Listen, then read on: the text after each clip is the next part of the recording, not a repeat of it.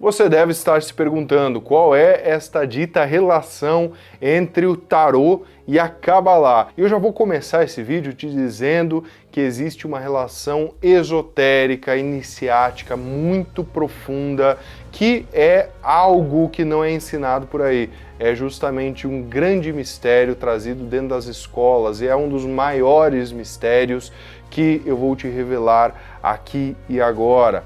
Porque, veja bem, quando nós falamos em tarô, quando nós falamos nessa arte, normalmente o pessoal vê como uma arte divinatória. Ah, você vai jogar lá uma carta, né? Vai fazer uma pergunta, jogar uma carta, aquilo vai ter uma resposta pré-estabelecida, você vai fazer uma leitura um tanto quanto intuitiva, mas também lógica, através do simbolismo, e vai chegar numa certa conclusão.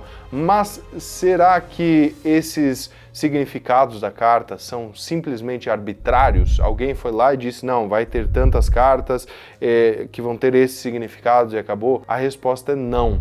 Os significados das cartas do tarô, eles são pré-estabelecidos através de escolas iniciáticas, através de escolas de pensamento esotérico, sacerdotal, pensamentos que, vem de muito antigamente, e a gente conhece isso como ideias arquetípicas. Então, o tarô eu vejo muito como uma expressão simbólica de ideias arquetípicas que existem na minha e na sua psique. Por isso que ele funciona de fato. E qual é a relação, então, do tarô, dessas expressões arquetípicas, com a ideia da Kabbalah? Bom, em primeiro lugar, se você não conhece a Kabbalah, eu sugiro você assistir os vídeos que estão aqui. Depois de ver esse vídeo, você vai lá e assiste essa playlist, que lá eu explico detalhadamente sobre as nuances da estrutura da árvore da vida, que é um pilar da Kabbalah. A Kabbalah, em suma, ela é a mística judaica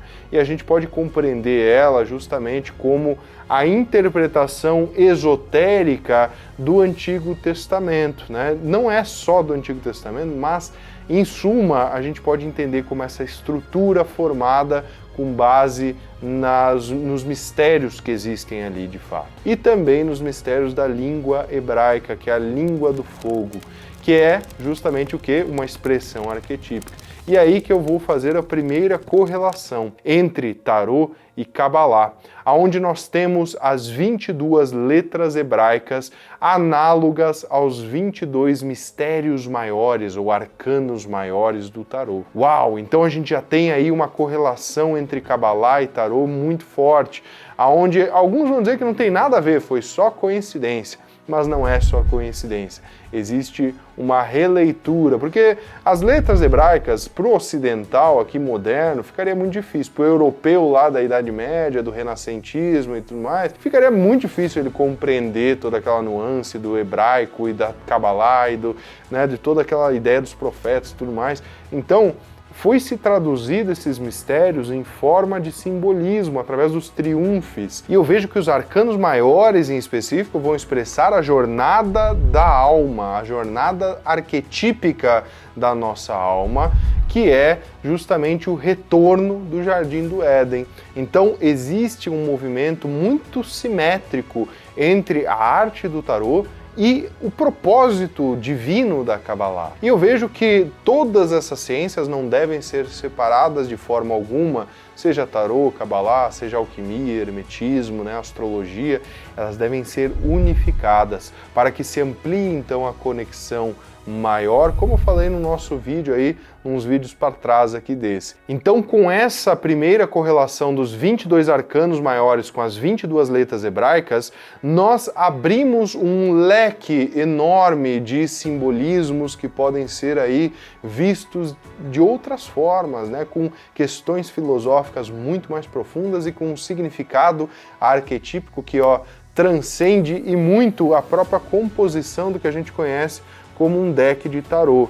Além dessa estrutura dos 22, qual outro valor numérico que existe no tarô e também existe na Kabbalah, na estrutura da árvore da vida, como você pode ver, por exemplo, nós temos 10 bolinhas, né, e 22 traços. Os 22 traços são os arcanos maiores que ligam essas 10 bolinhas chamadas Sefirot. As Sefirot são as forças fundamentais emanadas por Elohim na sua criação e que fazem tudo o que existe. Então nós temos do 1 ao 10. E do 1 ao 10 é justamente a estrutura da década do tarô, que é também seguida dentro das estruturas de geometria sagrada, das estruturas pitagóricas, né, do Tetractis e de várias outras geometrias que formam essa matriz decimal, inclusive os dedos das suas mãos e dos seus pés. Você tem 10 dedos por natureza.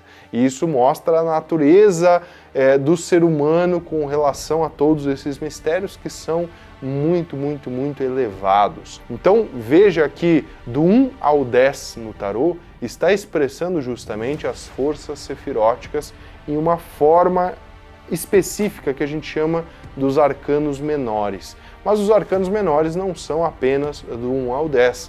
Eles são também compostos por 4 cartas da corte e são divididos em 4 naipes, totalizando 56 cartas. Junto com as 22, formam 78. Eu já vou voltar nesse número 78. Por enquanto, as 56 cartas dos arcanos menores vão formar o que a gente conhece como os mistérios, então, que são perenes da própria alma humana, enquanto os arcanos maiores vão ser essa graduação, essa evolução para voltar a esta origem maior, os mistérios menores vão ser o nosso dia a dia, vão ser as questões que permeiam a nossa vida, que permeiam esta nuance aqui que nós estamos vivendo no aqui e no agora, mas que também são muito elevadas e podem ser tratadas como iniciações até mais altas do que a dos arcanos maiores.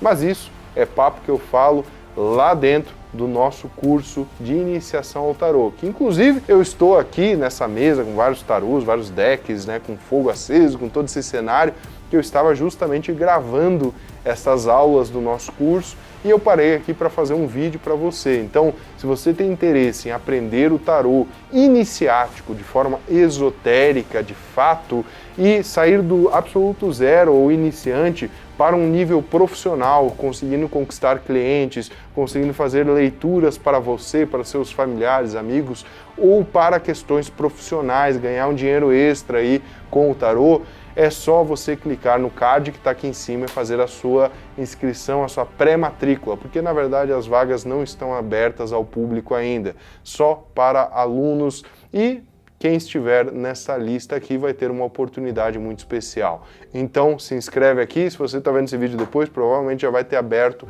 as vagas, pode se inscrever aqui ou no link da descrição. Mas voltando aqui o foco do vídeo, além do número 10, além do 1 ao 10 que nós temos aqui na estrutura da Sefirot, da Árvore da Vida, da Kabbalah, qual é a outra ressonância que nós temos com as 4 cartas da corte que existe no tarô? É justamente dos 4 elementos, ou do próprio tetagrama, que é o nome divino de 4 letras, que é o Yod, Re, Vav, Re.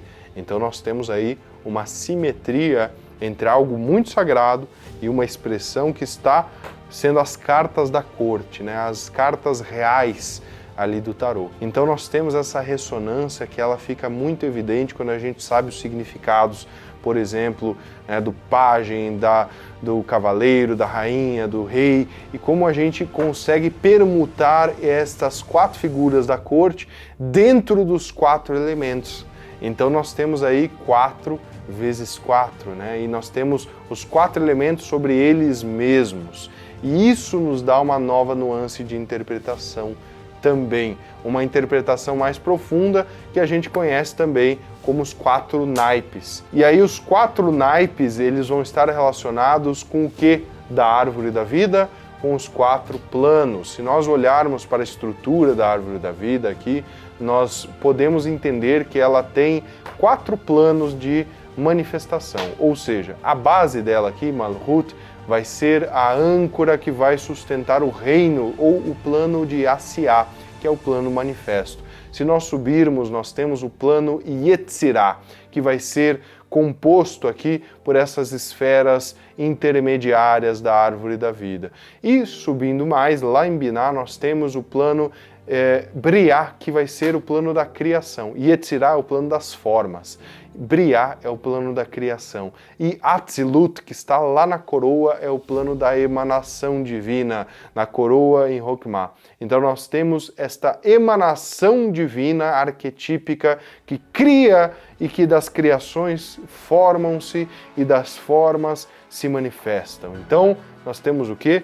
Naipe que emana fogo, paus, naipe que cria espadas, naipe que dá forma, copas, e naipe que dá a manifestação ou a solidez daquela ideia, ouro, né? Pantáculos ou pentáculos também chamados assim. Então veja que o tarô ele expressa de forma simples algo que é muito profundo, algo que é justamente uma iniciação de um grau muito elevado, de um grau que, se você não tiver olhos para ver e ouvidos para entender, isso vai ser só mais um método divinatório, mais um jogo, que para mim é o jeito mais pobre de se adentrar em contato com o tarô. O jeito que realmente vai te despertar essa riqueza maior, este grau maior de compreensão, é justamente a iniciação ao tarô. Porque se você não tiver esta iniciação ao tarô, pouco adianta você saber o significado das cartas, saber os tipos de jogos, saber o padrão, que isso aí qualquer livrinho vai ensinar, mas você precisa realmente ter o outro nível para se conectar de fato com essa energia e fazer as correlações que eu expliquei aqui, que eu dei só um parecer em termos gerais, mas é para você ter essa noção, é para você entender que isso daqui não é um joguinho, isso aqui é uma manifestação de uma arte divina, uma arte que pode te colocar em plenitude na sua vida. Então, meus caros buscadores e buscadoras, se você tiver interesse, já sabe, clica no card ou aqui no link que está aqui embaixo, o link está fixado nos comentários aqui para se inscrever na lista de espera do nosso treinamento Iniciação ao Tarô, e nos vemos muito em breve com mais vídeos aqui no canal sobre tarô, hermetismo, alquimia, cabalá e tudo isso que condiz às ciências iniciáticas.